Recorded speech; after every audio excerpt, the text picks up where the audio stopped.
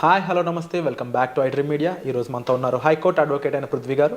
ముఖ్యంగా ప్రీవియస్ ఎపిసోడ్లో ఇల్లీగల్ ఇమిగ్రెంట్స్ని 2 లక్షల మంది తెలుగు వాళ్ళని బయటికి పంపబోతున్నట్టు ట్రంప్ ఇచ్చిన స్టేట్మెంట్పై ఎపిసోడ్ తీసుకోవడం జరిగింది. అయితే అలాంటి పర్సన్స్ ఎవరైనా యూఎస్లో ఉన్నట్లయితే వాళ్ళు ఎటువంటి యాక్షన్ తీసుకోవాలి రైట్ నో అనేది తెలుసుకుందాం. Hi sir. Sir, illegal immigrants అయి ఉండొచ్చు, లేకపోతే అక్కడ అథారిటేటివ్గా వెళ్ళినా సరే H1B అదర్ వీసా మీద, బట్ రైట్ నో వాళ్ళకి అప్రూవల్స్ లేని వాళ్ళు ఎవరైతే ఉన్నారో అక్కడ ఉండడానికి, అలాంటి వాళ్ళు ఇప్పుడు చేయాల్సిన యాక్షన్ ఏంటంటారు? First and foremost thing come back to India. ఇండియాకి వచ్చేయడం బెటర్. అంటే నేను అంటుంది ఏంటంటే సైకలాజికల్గా మీరు అక్కడ ఎక్కువ డిప్రెస్ అయ్యి మనం ఏదైనా జరుగుతుందేమో అని చెప్పేసి భయపడి ఉండటం కన్నా come back to India, be safe yourself. లేదు జస్ట్ వాంట్ కంటిన్యూ, నేను అక్కడ ఉండాలనుకుంటున్నాను, ఏదో జాబ్ చేద్దాం అనుకుంటున్నాను అనుకుంటే యాజ్ ఫార్ యాజ్ పాసిబుల్ మీకు అక్కడ ఉండేటువంటి ఇండియన్ కన్సల్టెంట్స్కి వెళ్ళి, అక్కడ ఉండేటువంటి ఇండియన్ ఎంబసీకి వెళ్ళి రిపోర్ట్ చేయండి. They will show the ways. And ఎక్కువగా మీరు ఈ మనీ సోర్సెస్ ఎక్కువ ఉండేటువంటి జాబ్స్కి వెళ్ళే కన్నా, అంటే ఇదొక సంధికాలం అనుకుందాం.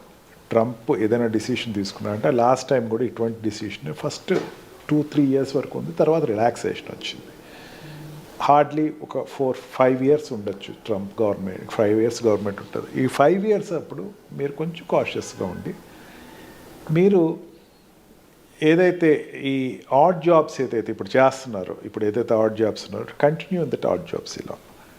అండ్ మీ ఓనర్ తోటి ఇప్పుడు ఎట్లా ఉంటుందంటే అక్కడ విరాట్ పికప్ ఎట్లా ఉంటుందంటే ఇండియన్ హోటల్ వాళ్ళే కొన్ని ఏజెన్సీస్ ఉంటాయి, బుల్లి ఏజెన్సీస్. అవి ఏంటంటే ఈ రకంగా ఉండే వాళ్ళని క్యాచ్ చేసి వాళ్ళు అక్కడ వాళ్ళే అపార్ట్మెంట్ చూపించి అక్కడ కంటిన్యూ అయ్యి వాళ్ళు జాబ్ చేసి రోజుకి 12 hours వర్క్ చేయించుకుంటూ ఉంటారు.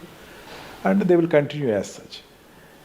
మీ ఐడెంటిటీని సాధ్యమైనంత వరకు, పాస్పోర్ట్ ఎక్స్పైర్ అయిపోద్ది. మెయిన్ ఏమవుతుందంటే ఇక్కడ ప్రాబ్లమ్, వీళ్ళకి పాస్పోర్ట్ ఎక్స్పైర్ అయిపోద్ది. వీసా అనేది వదిలేసేసేయండి. ఇంక పాస్పోర్ట్ ఎక్స్పైర్ అయిపోతే ban without passport or expired passport. Expired passport is a big crime even in India. ఇండియాలో కూడా అదేం చిన్నవి కాదు, ఎక్స్పైర్ అయిపోద్ది. కాబట్టి ఇక దాని గురించి ఇంకా మీరు ఎక్కువ అదుర్ది పడకుండా 4 years వరకు ట్రై టు బీ అనే లో ప్రొఫైల్ థింగ్స్. డ్రంక్ అండ్ డ్రైవ్లోకి వెళ్ళకండి, అండ్ పబ్స్లోకి వెళ్ళి పోలీస్ కోప్కి దొరకండి. అండ్ సాధ్యమైనంత వరకు ఎలూఫ్ టు ద పబ్లిక్ ఉండండి. అండ్ ఈ అకేషన్స్లోను వీటిల్లోనూ కొంచెం దూరంగా ఉండటానికి ట్రై చేయండి. స్టూడెంట్స్ ఓవర్ స్టే ఉన్న వాళ్ళైతే, ఎవరైతే వాళ్ళకి ఇచ్చినటువంటి పీరియడ్ ఏదైతే ఉందో 2 years పీరియడ్ అయిపోయి తర్వాత ఇంకా 6 months పీరియడ్ కూడా అయిపోయి ఇంకా జాబ్ లేదు అనుకునేసరికి don't be manic. Okay, try to కొంచెం వెయిట్ చేయండి, పేషెంట్గా ఉండండి. అండ్ ఏ చిన్న జాబ్ దొరికినా సరే జాయిన్ అయిపోండి. పెద్ద పెద్ద జాబ్ ట్యూటర్స్ ఉంటాయి విరాట్, అక్కడ ట్యూటర్ జాబ్స్ ఉంటాయి, హోమ్ ట్యూటర్స్ ఉంటాయి, లేకపోతే ఇండియన్స్ ఏదైతే మనం రెగ్యులర్గా ఇది ఆర్డినరీ జాబ్ అనుకుంటున్నామో అక్కడ లగ్జరీ జాబ్స్ అవన్నీ కూడా. ఈ ట్యూటర్ జాబ్స్లో జాయిన్ అవటం కానీ, చిన్న చిన్న కిండర్ గార్డెన్స్లో జాయిన్ అవటం కానీ, అండ్ నాన్ సర్టిఫైడ్ స్కూల్స్లో జాయిన్ అవటం కానీ, లేదా ఈ గ్యాస్ స్టేషన్స్లో జాయిన్ అవటం కానీ, కొంచెం సిటీకి దూరంగా ఉండే జాబ్స్. అంటే అగ్రికల్చర్ ఏరియాస్ ఎక్కువ జోన్స్ ఉంటాయి, ఆ ఏరియాలో అగ్రికల్చర్ టౌన్స్ అంటారు అట్లనే. ఆ టౌన్స్లో కూడా పెద్దంత ఇన్స్పెక్షన్స్ ఏం జరగవు. సాధ్యమైనంత వరకు ఏంటంటే అక్కడ మీకు ఏదైనా ఇటువంటి అగ్రికల్చర్ టౌన్స్లో ఉండటం, అక్కడ మీరు సెక్యూర్డ్గా ఉండటం. ముందు ఏంటంటే మీరు అక్కడ పరాయి దేశంలో ఉన్నారు, అభద్రతా భావంలో ఉన్నారన్నది గుర్తుపెట్టుకుని ఎక్కువ కాంట్రవర్సీలోకి వెళ్ళకండి. అసలు మెయిన్ కాంట్రవర్సీలోకి వెళ్ళకండి. ఏమాత్రం మీరు పోలీస్ మిమ్మల్ని క్యాచ్ చేసినా, ఏమాత్రం పోలీస్ మిమ్మల్ని టచ్ చేసినా your career will be end. Not to ఇండియాకి వస్తారని కాదు, అక్కడ మీరు పట్టుకుంటే జైలుకి వెళ్ళిపోతారు. ఒక 6 నెలలు మీరు జైలు, ఫస్ట్ 6 months మినిమం ఉంటుంది, తర్వాత కంటిన్యూషన్ మీ వాళ్ళే వచ్చి సర్చ్. There is relationship. ఇప్పుడు ట్రంప్ చెప్పినంత మాత్రాన అక్కడ ఏదో ఈ ఇల్లీగల్ ఇమైగ్రెంట్స్ గురించి ఏదో ఆదుర్ది పడాలని లేదు. అక్కడ ఇండియన్ ఫస్ట్ ఏమవుతారంటే ఇంతమంది ఇమైగ్రెంట్స్ ఉన్నారు, ఈ ఇమైగ్రెంట్స్ని ఏం చేద్దాము అని ఫస్ట్ బైలాటరల్ రిలేషన్స్ నడుస్తాయి. అంటే కంట్రీ టు కంట్రీ రిలేషన్స్ నడుస్తాయి. దాని మీద గవర్నమెంట్ ఆఫ్ ఇండియా కూడా ఒక సరే ఇంతమంది ఉన్నారు కదా, దాంట్లో మీరు టెక్నికల్ వాళ్ళని కాస్త పక్కన పెట్టేసుకోండి, వాళ్ళకి ఏదో జాబ్ ఇప్పించండి, వాళ్ళు ఏదో జాబ్ చేసుకుంటారు. నాట్ డిమాండెడ్ జాబ్స్ ఉండవు, అండ్ లో ఇన్కమ్ జాబ్స్ ఉంటాయి కదా, టెక్నికల్ జాబ్స్, డేటాబేస్డ్ అవన్నీ ముందు ఇవ్వండి అని అడుగుతూ ఉంటారు. బయలాటరల్ రిలేషన్స్ నడుస్తాయి. ఇండియా ఏదో అనాథలో వదిలేస్తుందని కాదు, wait for the call of the country. మన ఇండియా ఏం చేస్తుంది అన్నది చూసుకోండి. మీరు ఎక్కువ ఈ వెబ్సైట్స్, ఈ మన ఇండియన్ వెబ్సైట్స్ వెరిఫై చేసుకుంటూ ఉండండి, ఖచ్చితంగా దారి దొరుకుతుంది.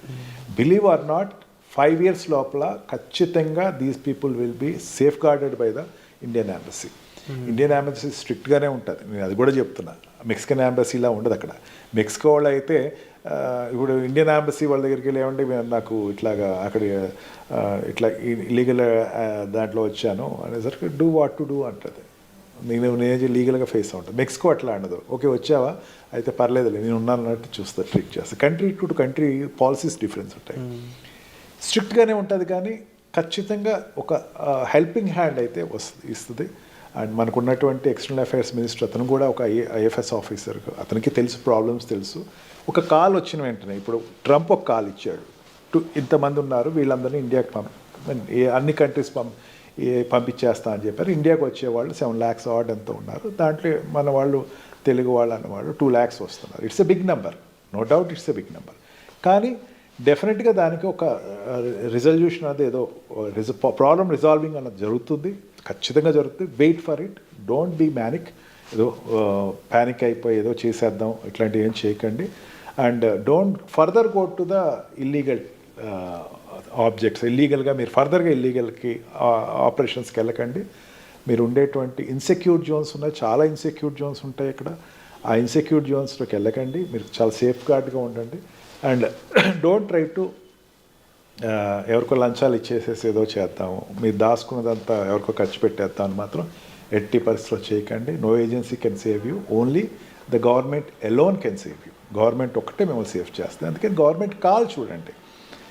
ఖచ్చితంగా మీరు అక్కడ ఈ వెబ్సైట్స్ వస్తూ ఉంటాయి, వాళ్ళు న్యూస్లో వస్తూ ఉంటాయి, ఇండియన్ ఎంబసీ న్యూస్లో వస్తూ ఉంటాయి, ఎప్పటికప్పుడు వెరిఫై చేస్తూ ఉండండి. ఖచ్చితంగా prime minister of India and president of America వాళ్ళ దగ్గరికి ఏ స్టేజ్లో వెళ్తుందంటే లాస్ట్ స్టేజ్లో వెళ్తుంది. ఈ ముందు చాలా డిప్లొమాట్స్ కూర్చుంటారు, అమెరికన్ ఎంబసీ ఒకటి కూర్చుంటారు, ఇండియన్ ఎంబసీ అంటే ఇండియాలో ఉండేటువంటి అమెరికన్ ఎంబసీ కూర్చుంటారు, అక్కడ ఉండేటువంటి ఇండియన్ ఎంబసీ స్థాయిలో చర్చలు జరుగుతాయి.